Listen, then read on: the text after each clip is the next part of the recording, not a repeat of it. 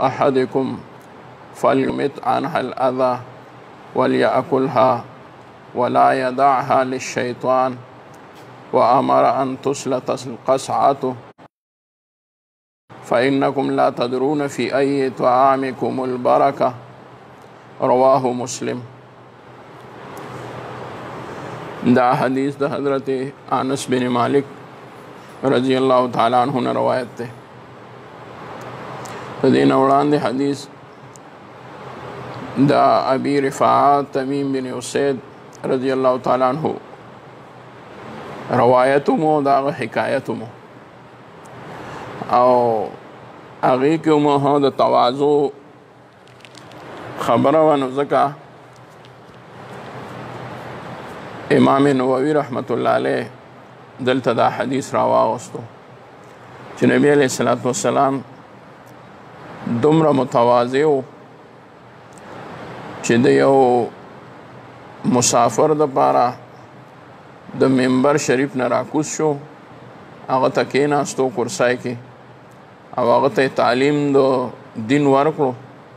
بیا واپس نبی علیہ الصلوۃ والسلام منبر شریف ته لاړ او پاتې خطبه بیا وروسته ولسته. ما ویلو تاسو ته چې دغه خطبه د جمعې وه او که نه نو بعضې علما وایي چې د جمعې وه او بعضې علماو دا خیال دی چې نه دا دکه شان خطبه وه او نبی علیہ الصلوۃ والسلام دغه شان صحابه ته په منبر باندې وعظ او نصیحت کولو.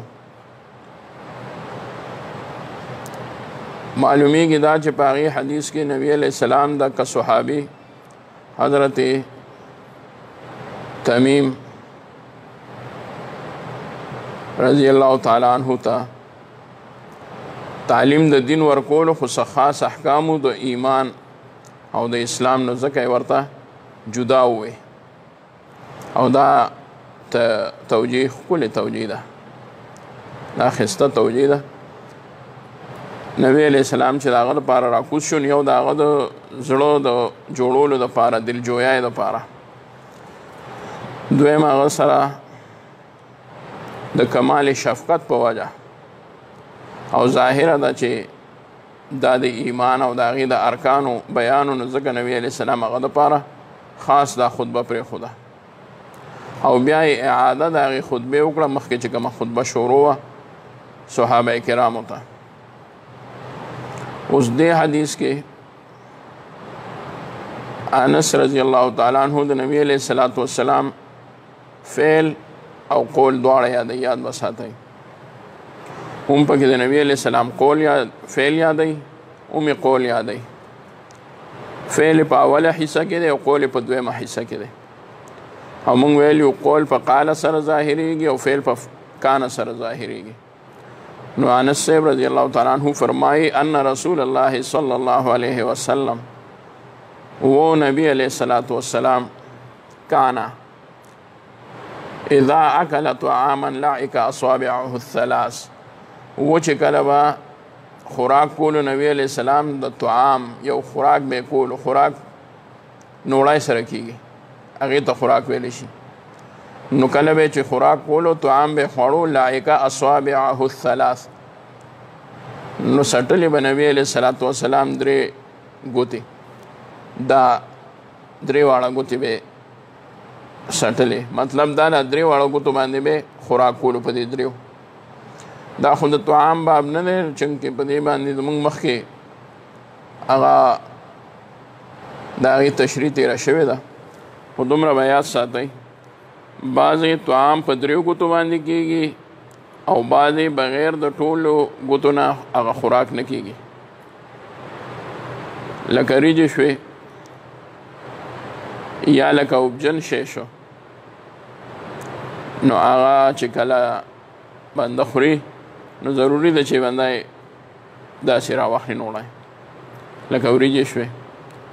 نو په دریو ګوتو باندې وریجې چې دی نو هغه خو ډېر معمولي خوراک دی او هغې کې د کبر علامه د تکبر پکې راځي. د دې د وجې بعضې خوراک په دریو ګوتو پکار دی او بعضې خوراک لکه وریجې شوې یا بعض خوراک شو، نو دا که په 5 ګوتو شي هم ټیک دی.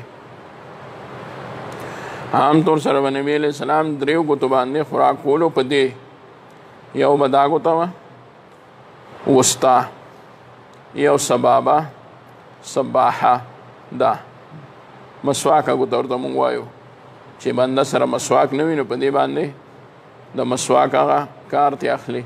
اگر چې دا قایم مقام د مسواک نه دی، خو بیا هم د غاښونو د صفای یو ذریعه ده.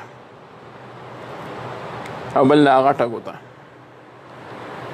نو په دې 3 ګوتو به نبي علیه الصلاة والسلام خوراک کولو. بیا دا 3 واړه ګوتې به سټلې، 3 واړه ګوتې.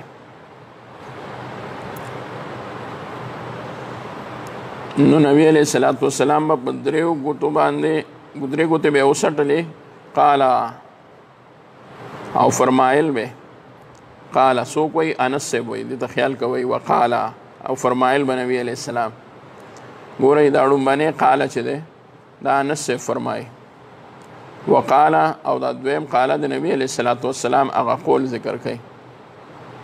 او فرمایل انس صاحب رضی الله تعالی عنہ چې فرمایل نبی علیه الصلاة والسلام، او فرمایل نبی انس صاحب، وقال او فرمایل نبی علیه الصلاة والسلام. د دې به داسې مثال شي لکه څوک وایي پلان کې وي چې هغه داسې وي، پلان کې ما ته خبره کوله چې هغه داسې وي، نو 2 قوله شو. یو د 2 قول ذکر شو چې هغه قول ذکر کوي، بیا د هغه قول بیا بلفظه ذکر کیږي، بلفظه. نو دا مخکې ما تاسو ته ویلو چې یو قول د قائل دی او یو قال د فاعل دی، یو قال د قائل دی، یو قال د فاعل دی. قال د قائل دا دی چې څوک قول کوي د هغه قول هغه ذکر کی، قائل وایي یعنی یو ویونکی وایي چې داسې چل دی. یا یو دویم نمبر فاعل قول دی، نو فاعل قول به داسې شي لکه یو کار کوونکی داسې وایي چې ما داسې وکړل. نو نبی علیہ الصلوۃ والسلام فرمای، خو انس سے فرمای چې نبی علیہ السلام فرمای. نو ګوره اسانه بشي ډومبنې قال چې دی نو د دې قائل چې دی نو د حضرت انس رضی الله تعالی عنہ شاګرد دی او فاعل انس صاحب دی، او د دویم قال قائل انس صاحب دی او فاعل د دواړو جهانو سردار محبوب رسول الله مبارک صلی الله علیه وسلم نے. وی فرمایل نبی علیہ السلام فرمایل اذا سقطت لقمة احدکم، هر کله چې وغورځېږي تاسو کې د یو کس نه نوړی، یو کس نه نوړی وغورځېږي، نو فلیمت عنها الاذى، لرې دي کې د هغې نه هغه ضرري څیز، هغه تکلیف ده شی دې ترې لر کړي، خسڼې وي او دې ورسره د پلاستیک ټوکړان ختې وي، ورسره بڼه ورسره ونښلي، بڼه ویښته ورسره ونښلي، نو لرې دي کې هغه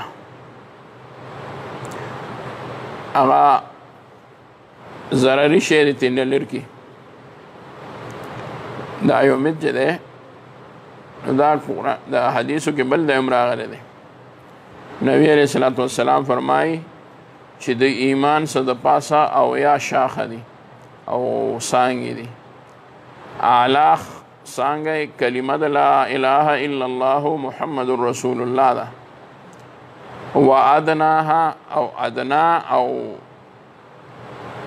اخیری څانګه هغه اماطة الاذى عن الطريق، لرکول د یو ضرري شي د لارې نه، د لارې نه یو ضرري شی لرکې، ګندګي وي هغه لرې کې، شیشه وي هغه لرې کې، ګټه وي هغه لرې کې، کونج وي هغه ډک کې، سیخ راوته وي هغه لرې کې.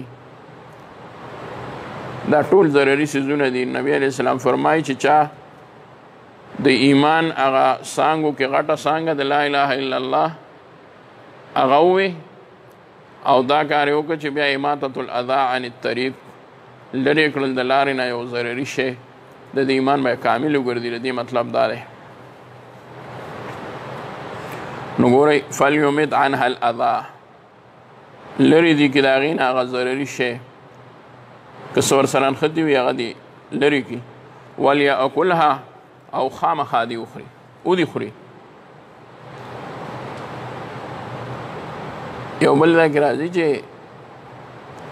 که چېرې داسې ضروري شی وي چې د ده خوراک نه وي، لکه دی ته کرکه کوي ډېره زیاته، د ده دا خیال وي چې د ځمکه باندې پلیتي وه یا چېرته څه داسې ضروري شی نه وي، هسې نه چې چېرته نقصان وکړي، نو بیا دې په څاروو باندې وخورئ، په مارغانو دې وخورئ، ځکه هغوی ته خو د دغې ضرورت نشته چې یاره دا پاک دی که پلیت دی، دې سره ګندګي ده که څه دي، دې سره داسې یو شی دی چې دی ترې نه غټه کرکه کوي. خو پاتې د تیلي نه کرکه کول نه دي په کار، د خسړې نه کرکه کول نه دي په کار، که ویښته هم دغه شیربندر یې ترې نه لرې کړي، صفا دي کړي هغه. دا خلکو ته اوس ناشنا ښکاري او دا خلکو ته یو بعیده خبره ښکاري چې یاره دا نوړی صفا کول خو که چریبنده یې لرې کړي پاک ځای کې یې وغورځئ، ځکه هسې ومه دا دې نی که نه بله به وخوري. یو خو د دې تعلق د دې سره دی چې هر وخت به داسې تا باندې بسیار خوراک نه وي، کیدای شي یو ځای دا یو وخت داسې راشي یوې نوړی ته ریاجت شي نو بیا به څه کوې. دنیا کې هم داسې وي، اوس هم دغه شان په سهولیاتو کې هم کله بنده روټۍ ته ګوري وایي دا به څوک خوري، او کله ګوري وایي ټوکړه ډوډۍ اوس نشته دومره چې میلمه ته یې خو کېږدم. نو دغه یو نوړی لرې کول دا د نعمت ناشکري ده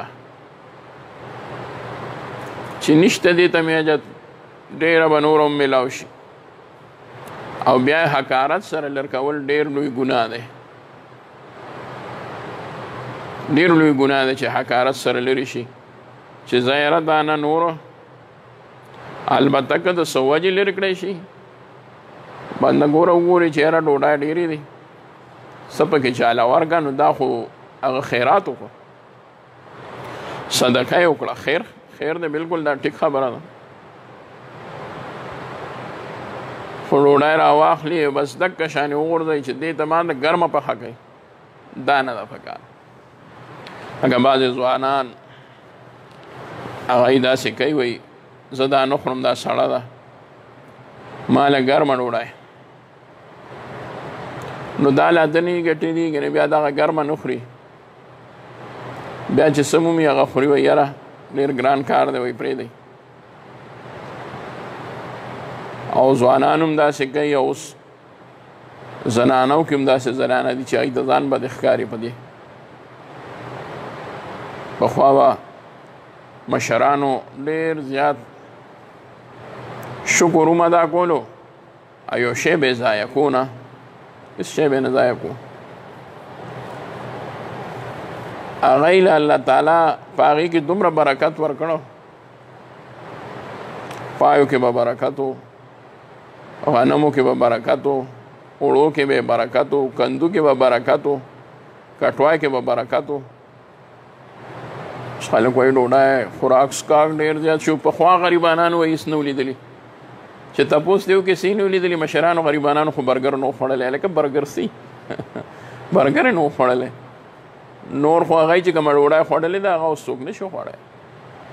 د سره هغوی که دا ډوډۍ ولیدې دا د تنور ده، نو هغه به وایي چې دا به څوک خوري، دا خو د بېزې غوږ دی څومره ډوډۍ ده دا څه دي، دې نه خو به د هغه یو ډوډۍ هم جوړه نه شي. او چې شوروا کې واچې بیا به تپوس نه کوي، هېڅ پکې نه وي، به غټې ډوډۍ وي او ډېرې ښکلې طریقې سره به الله تعالی هغوی له داسې رزق ورکو. بل د هر څه نه لویه خبره دا ده سوچه رزق یې وله ورکو، صفا رزق یې وله ورکو، او په عزت سره یې وله ورکو، په عزت سره یې وله ورکو.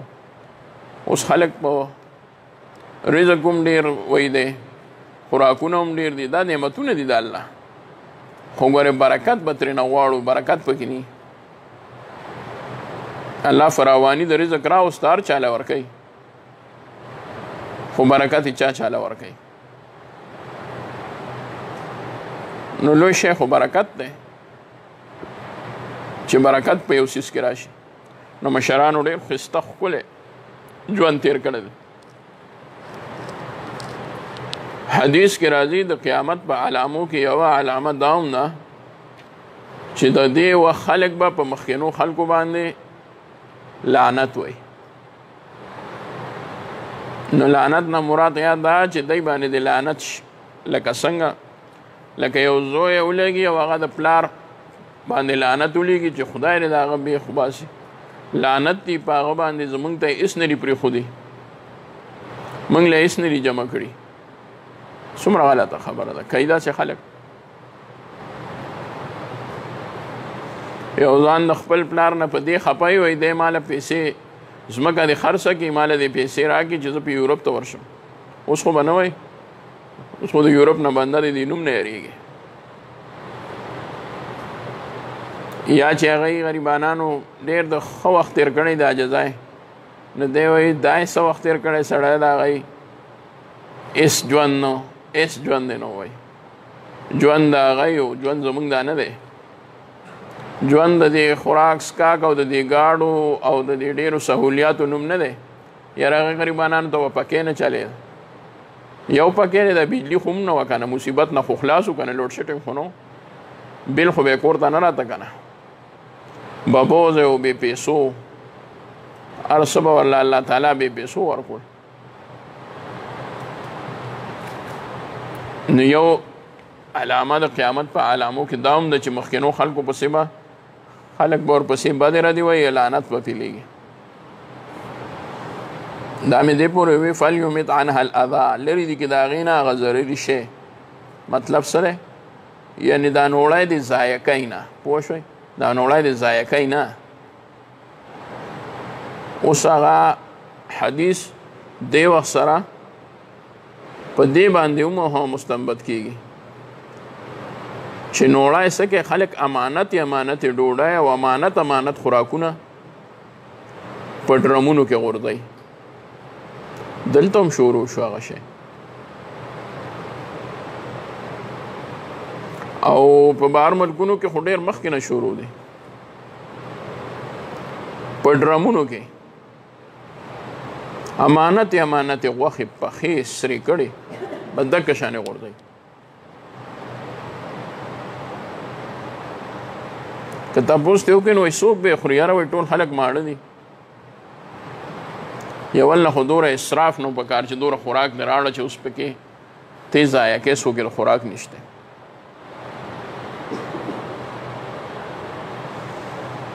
دا خلق دی د علماو طلباو فقیرانو د دوی د احسان ومني چې د دوی په رزق کې الله هغوی له رزق مقرر کړی دی او د دوی د لاسو نه وله الله ورکوي. او دویم نمبر دا داسې ملک دی چې پکې دوره څوک شته چې ستا د ټوکرې ډوډۍ د ضایع کېدو نه تا بچ کوي او هغه هغوی خوري. شته اوس هم؟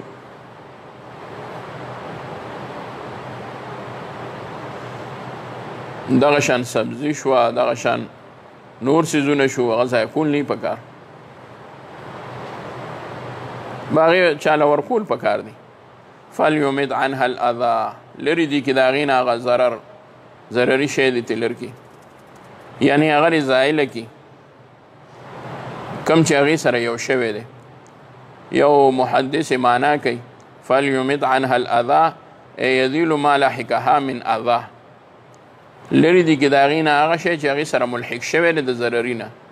راوغورځېده نوړی، ان ورسره بڼه شوه، ورسره خاوره شوه، شګه شوه ورسره، نو هغه دې تلر کې ثم لیاکلها، بیا دې هغه وخوري. د څو وجو نه؟ وجه دا ده چې معلومه نه ده چې الله تعالی رستو به حدیث کې راشي چې کم کې برکت ښه دی نو دله پکار دي چې دا وخوري. دویم نمبر د دې د وجې چې د نعمت شکر به ادا شي، ناشکري به رانه شي. دویم نمبر د دې د وجې چې غرور او تکبر به ختم شي، د ده له ذهن نه به غرور تکبر ختم شي. ولا یدعها للشیطان، او نه دې پرېږدي دا شیطان ته، دا د شیطان له نه پرېږدي. ولا یدعها للشیطان، شیطان ته دې نه پرېږدي. څه مطلب؟ شیطان به اخري، شیطان به ضایع کی، شیطان به په خوشاله شي. دا ټولې خبرې کېدای شي. خوري به څنګه؟ هغه به وایي چې ما ستا هغه برکتي نوړه چې تا نه وغورځېد هغه ما خرابه کړه، ختم یې کړه. شیطان زمونږ په شان خوراک نه کوي، نه د نور چا په شان، بلکې هغه څه کوي؟ هغه ضایع کول کوي. ما دې مخکې یو مثال ورکړو، ما د شیطان خوراک دا دی چې خراب به کړي درله دا خوراک. لکه ما دا مثال ویلو، پروسه کال درس کې مونږ ویلو چې لکه چرګ په اخور کې ونډه کې لتې وای، نو هغه بوس خوري نه، هغه ونډه خوري نه، هغې کې ځان له خدای خبر چې څه ګوري، خو ټول بوس اونولي، ټوله ونډه هغه خرابه کړي. د دې وجې چرګ چې بس اخور ته لاړ شي، بیا د څاروي د خوراک نه هغه ونډه وباسي. نو دا چرګ په خپله څه نه کوي، خو د دې څاروي د خوراک نه یې وباسي. نو چرګ په دغه نیت نه کوي، چرګ په کې ځان له څه ګوري، شیطان په دغه نیت کوي چې لکه ونډه د چرګ په لتو باندې د څاروي د خوراک نه وځي، دکه شان غورځېدلې نوړی هغه د شیطان په لتو وهلو سره د انسان د خوراک نه وځي، هغه برکت دی ولا ختم کی. ولا یداها للشیطان، او شیطان ته دې نه پرېږدي ښه چې شیطان یې ونه خوري، یا شیطان ته دې نه پرېږدي چې شیطان پې خوشحاله شي، او نه دې پرېږدي. ولا یترک هذه اللقمة للشیطان، ولا یترک هذه اللقمة، نه دې پرېږدي دا لقمه دا نوړی للشیطان. ولې؟ شیطان خوشحالېږي په هغه څه باندې چې د هغه د مزاج موافق وشي. نو د هغه مزاج کې څه دي؟ د هغه مزاج کې دا دي چې هغه وایي چې الله ناراضه شي. نو د دې بنده نه به الله ناراضه شي، نو شیطان به خوشحاله شي. دویم نمبر، شیطان به په څه خوشحاله شي؟ شیطان کبر کړی دی، دی به هم کبر وکړي. شیطان تکبر کړی دی، دی به هم تکبر وکړي. شیطان به وایي چې دا د بل ملګری دی پیدا شي. ولې شیطان څه وي الله ته؟ الله جل شانه ته ووی شیطان چې دا آدم علیه السلام ته زه سجده ولې وکړم؟ خلقتنی من نار وخلقته من طین، زه دې د اوره پیدا کړم، دی دې د خاورې نه پیدا کړم. د اور لمبې څومره اوچتې دي او خاوره سي، نو زما حیثیت د ده نه لوی دی، نو ته ما ته وایه چې ده ته سجده وکړه، ما ته مه وایه چې ده ته سجده وکړه. یعنې دا ما ته ځان بد ښکاري، سپک ښکاري چې د اور نه پیدا دی، د خاورې نه پیدا ته سجده وکړي. دا یې وویل. دې ته یې نه کتل چې دا اور ته د اور والا سجده، د خاورې والا ته سجده کول، دا حکم د چا دی؟ د الله. دې ته یې نه کتل، کبر یې وکړه، تکبر یې وکړه. نو چې بنده هم تکبر وکړي، دا نوړی راوان نخلي پرېږدي، نو دی هم په خپله کې د ده ذهن نه دا وځي چې دا الله ماله راکړه. پوه شوئ؟ لکه د شیطان د خیاله دا خبره ووته چې دا د اور نه چا پیدا کړی؟ وی خلقتنی من نار، زه د اور نه پیدا کړم او دی د خاورې نه. خدای د ذهن نه ووته چې الله دا خو تا پیدا کړی یم. پوه شوئ؟ نو یو سړی چې تکبر کوي، نو د هغه د خیال نه دا خبره وځي چې دا مال الله څه حیثیت را کړی، دا چا را کړی دی؟ خو مال الله را کړی دی. نو دی دکه وخت کې په هغه څیز کې تکبر کوي چې په هغې کې ولا تکبر کول ناجایز دي. انسان له په هر څیز کې تکبر کول حرام دی او ناجایز دی. ولا یداها للشیطان، نه دې پرېږدي دا شیطان لره، شیطان ته دې نه پرېږدي. ولیأکلها، خامخا دې وخوري. ولا یداها للشیطان، شیطان ته دې نه پرېږدي. فإن هذا من الکبر، ځکه دا خبره چې دا نوړی نه راخو اوچتول، دا د کبر علامه ده، دا د کبر علامه ده. ګورئ صحابه کرام چې وو، هغوی به څه کول؟ هغوی به چې کله د نبي علیه الصلاة والسلام یو قول واورېدو، بس په هغې به په پټو سترګو عمل کولو. هغوی دا معلومات نه دي کړي دا شیطان په څنګه خوشحالېږي. بس هغوی وی نبي علیه السلام فرمایي چې شیطان مه خوشحالوئ، نو شیطان به نه خوشحالوه. د دې وجه چې حضرت حذیفه بن یمان رضی الله تعالی عنه په ایران کې ایران ته تللی و د یو سفیر په حیثیت باندې. نو هلته کې ایران چې و نو هغه وخت سره آتش پرستو مجوس او عجمو کې د تکبر د علامې ډېرې دي. د تکبر مونږ کې ډېر زیات دی، زمونږ په عجمو کې ډېر دی، په عربو کې داسې نه دی. هغه یو نیم سیس کې کله کله اوس بعضې عرب پکې وکړي، هغه هم عرب بدل شو او عجم چې دی په هر سیس کې تکبر کوي.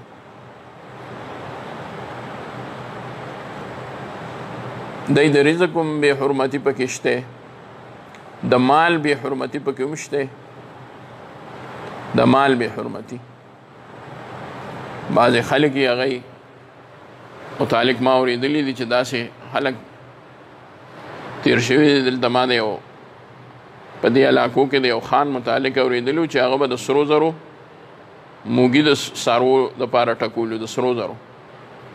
دا یې خوله چې ما سره دومره مال دی چې موږي د څاروو چې دی نو هغه زه د سرو زرو جوړولی شم. ما یاسې نو دې دپاره خو چې بنده غل له پیسې ورکړې وي چې څاروی ته مه راوله، دا موږی راوباسه له ځمکې نه. څاروی به د څومره پیسې وي. اوس دغه خان د غویي زیو چې هغه وخت سره د یو څو زرو میخه او غوای د سرو زرو موږي پورې تړلې وه.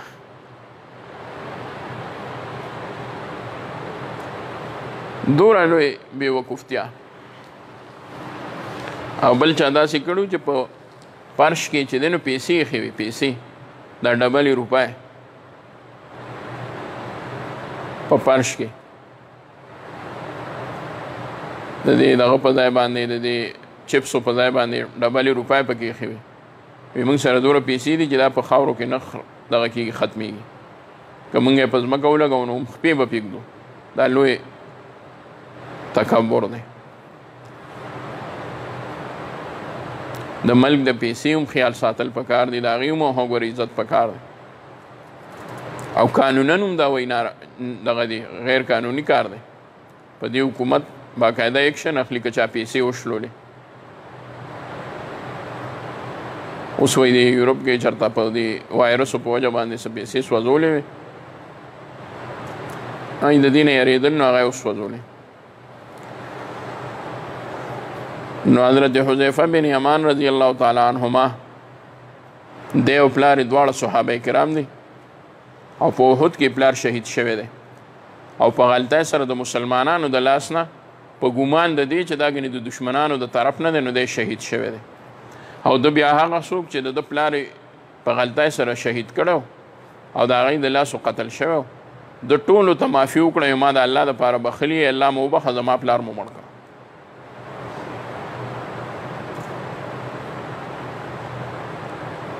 قتل خطا یې ورته هم معاف کړه. نو حضرت حذیفه بن یمان رضی الله عنهما په ایران کې و سفیر و. اول ته یو میټینګ و، نو هغه میټینګ کې هغوی ټول ناستو په میزونو باندې خوراک یې کولو. حذیفه بن یمان رضی الله عنهما هم یو طرف ته کېناستو خوراک یې کولو چې هغوی کومه روټۍ وه دله دعوت شوی. د ده په خوا کې یو مجوسي سپایي ولاړو، ده ته یې هغه وخت سره بابوزی و، د ده په ذمه داری و چې یاره ګنې د ده ذمه داري واخله او د خیال ساته. نو د حضرت حذیفه بن یمان رضی الله عنهما نه نوړی پرېوته. الله داسې کول چې نوړی ترې غورځوله. د عجمو په ملک کې ترې الله رب العزت د خپل محبوب په سنتو باندې عمل په دې شکل اغوسته چې ستا نه دې نوړی وغورځېږي چې ستا پته ولګي چې ته د خلکو خیال ساتي او که د نبي علیه السلام خیال ساتي. عام طور سره زموږ نه دا کمزورتیا راځي، موږ بعضې ځایونو کې د خلکو خیال ساتو. دا ډېره غلطه خبره، احساس کمتري ده. د سنتو ځای چې راشي هلته به ځان په پټکي باندې په ګیره باندې په دې چې بنده ته ځان بد نه ښکاري، دا خو ښکلې طریقې دي. وګورئ چې طالبان لاړل امریکې ورسره معاهده کوله او وروسته یا کوم ځای ته لاړل هلته کې په هغې ځای کې هغوی څنګه ښکلي په جګو غاړو باندې هغوی ګرځېدل او خلکو ورته څه وکړل څه یې ونه کړل دې خلکو څه ونه کړل د پیسو لپاره یو خبره مشهوره شوې ده پرون راته هم چا ووایي اسلام آباد کې هم راته چا ویلو څوک کس دی وایي یهودي شوی دی وایي چې زه مخکې عالم وم مولانا وایي وم ما وی ته به څه مولانا وې خو ستا په باطن کې خباثت و الله رب العزت هغه ځای ته ورسولې کوم ځای نه چې ته راوته وې په کوم ځای کې چې اراده وه ستا ارادې چې کوم ځای ته وې هلته الله ورسولې یو حدیث کې راځي نبی علیه الصلاة والسلام فرمایي هغه حدیث په دغه باندې لیکلی دی په مسجد نبوي شریف کې شته یو حدیث خو دغه دی چې دا ایمان دی به په آخره کې مدینی منورې ته راشي چې کوم ځای نه وتلی دی نو هغه ځای ته به راشي قرب قیامت کې لکه مار چې څنګه د سوړي نه وځي او بیا واپس خپلې ځای ته راشي سوړي ته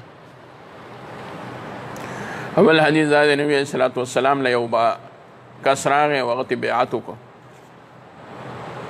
چې بیعت یې وکړو نو مسلمان شو بیعت یې وکړو سره د پس هغه واپس راغلو او نبی علیه الصلاة والسلام ته یې ووی چې زما هغه بیعت واپس کا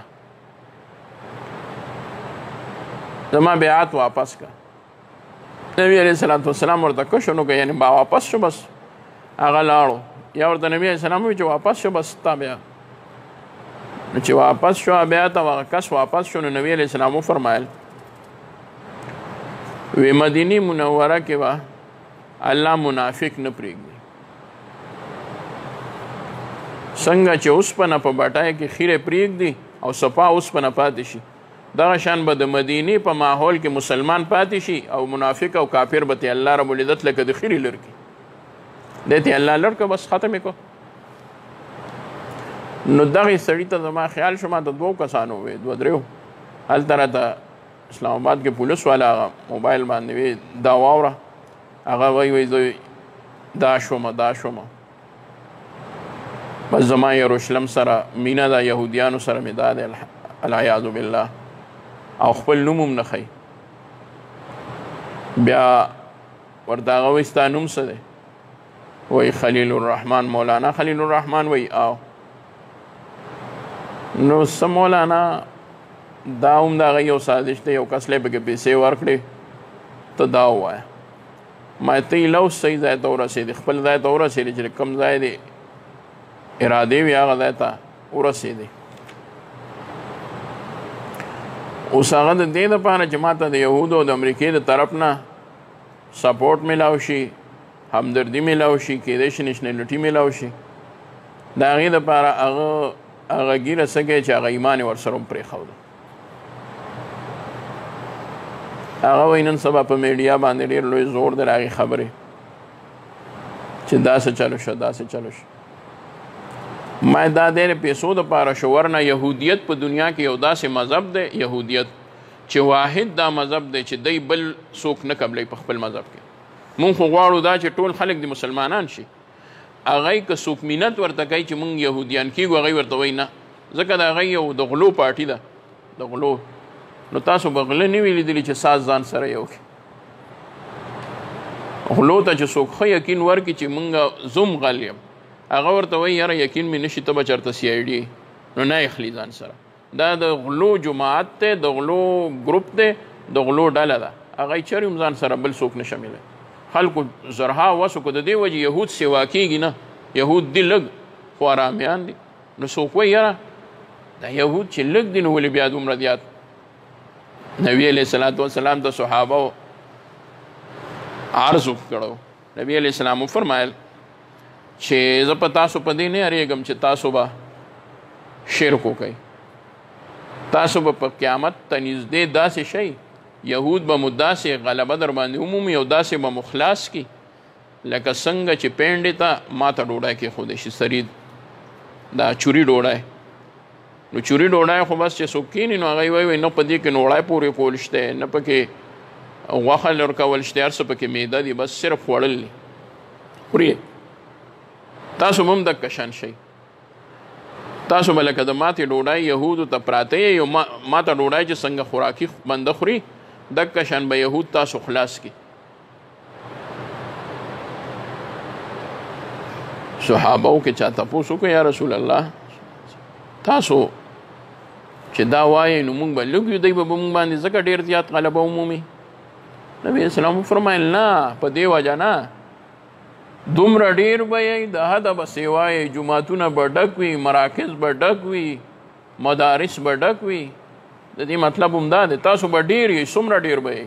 محبوب وفرمایل دومره به ډېر یې لکه د سمندر زګ چې غرونه جوړ کړي. الله اکبر. سمندر کې د زګ یو غر جوړ شي